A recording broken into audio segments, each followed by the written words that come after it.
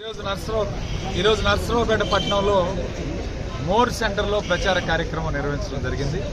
ముఖ్యంగా ప్రతి జంక్షన్లో ప్రతి టీ స్టాల్ దగ్గర కూడా ప్రజలందరినీ కలిసి వాళ్ళ మనోభావాలన్నీ కూడా తెలుసుకొని ఈరోజు అందరూ కూడా జగన్మోహన్ రెడ్డి గారు కార్యక్రమాలు ముమ్మరంగా తీసుకెళ్తాం.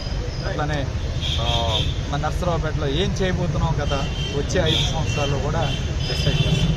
అట్లానే ఈరోజు జగన్మోహన్ రెడ్డి గారి మేనిఫెస్టో ఈరోజు ప్రకటిస్తున్నారని ప్రజలందరూ కూడా ఈరోజు ఎదురు చూస్తున్నారు. ఎందుకంటే జగన్మోహన్ రెడ్డి గారి మేనిఫెస్టో అంటే ఒక నమ్మకం, ఒక బైబిల్, ఒక భగవద్గీత, ఒక ఖురాన్ లాగా భావించి దాదాపు మెజారిటీ అని చూడటమే గెలుపు అనేది ఖాయం.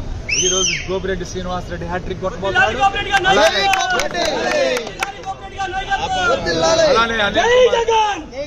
అలానే అనిల్ కుమార్ యాదవ్ గారు కూడా భారీ మెజారిటీతో గెలిపోస్తారు.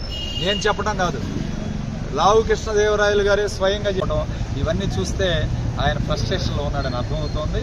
అలాంటి ఫ్రస్ట్రేషన్ మెజారిటీ వస్తుంది, అనుమానమే లేదు. ఛాలెంజ్ స్వీకరించాలని చెప్పి